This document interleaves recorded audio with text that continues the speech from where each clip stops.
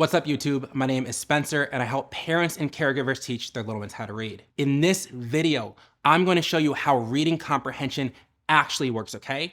This isn't your mom's reading comprehension advice, your grandma's reading comprehension advice. This is the real deal, what research tells us about how kids' brains work. So we're gonna break down a bunch of myths, a bunch of stuff that you're probably doing at home that's not helping, and I'm gonna show you what you should actually be doing instead. And there's just 4 things that you need to know on how to improve your little one's reading comprehension. So let's jump right in with number 1. The first thing your little one needs to understand what they've read is the ability to read it.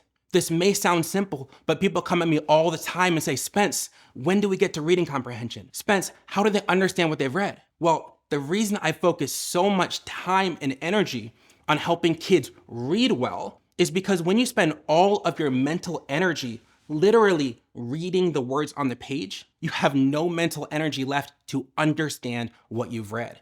So what we see time and time again, we know this from common sense. We also know it from research. When a child is a poor reader, their comprehension skills struggle. So if you've got a little one at home and they're reading and you hear them say every sound in the word, snap, snap, and their reading is chopped up like that, they're not gonna understand it. The biggest, most important thing that you can do as the parent to build your little one's reading comprehension is to actually build their reading ability.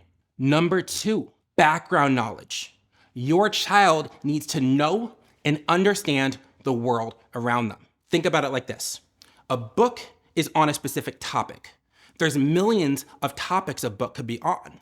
But if the book is about baseball and your little one knows nothing about baseball, they're gonna have a hard time understanding. If the book is about trains and they know nothing about trains, they're gonna have a hard time understanding. Comprehension is based in part about how much you know about that topic. So when we think about how to build this with our little one, we can do it all day, every day, okay? When your kid is asking you questions, answer and encourage more questions. When they're watching TVs or movie, have a conversation with them about what's happening. When you're reading books with them, pick books that expose them to ideas outside of the 4 walls of your home. If all they know is what's in front of them when they get to a book, they are going to struggle.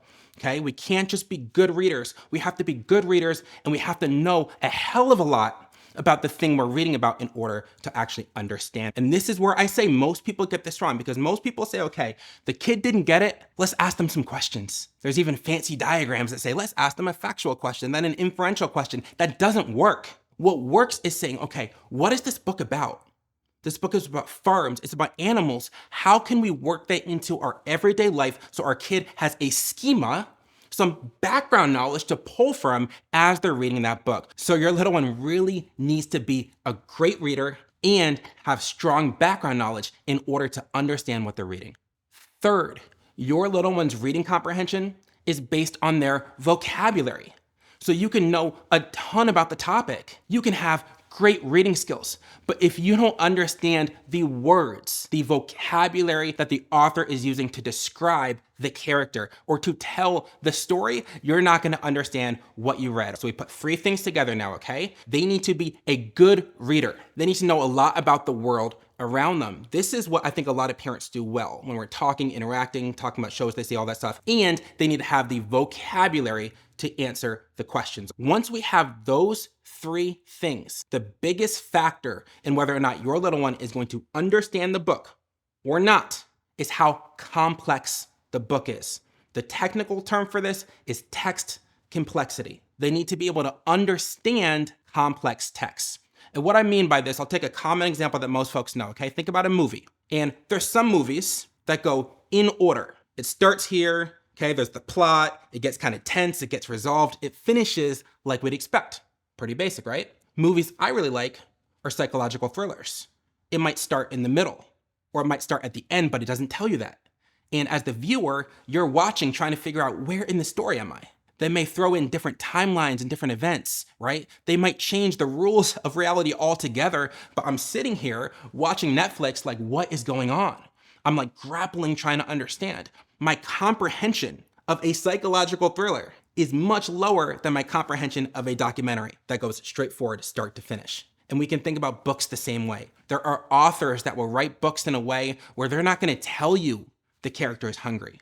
They're gonna say, their stomach was growling, right? And the kid has to be able to figure out, okay, what did that author mean? There's books that are gonna start in the middle and then go to the beginning and then go to the end.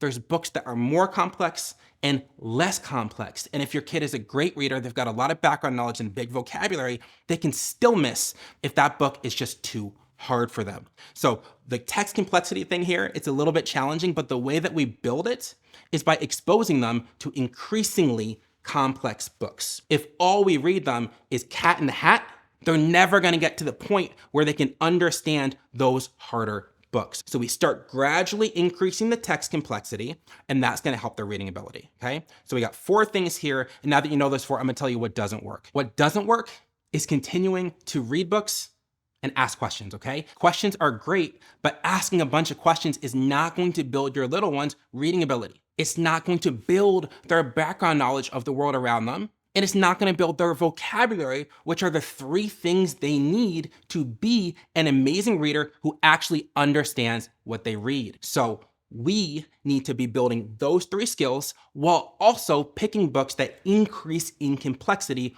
over time, okay? And if you follow those 4 tips, okay? Don't watch the other videos, follow those 4 tips. I guarantee you're gonna see your little one's reading ability and their comprehension improve. Now, I know this is a lot of information, but I trust that this will be helpful for you and for your little one. If you have more questions about reading comprehension and how to build it, please drop it in the comments below. I will be happy to read, view, and answer. And until next time, I will talk to you soon.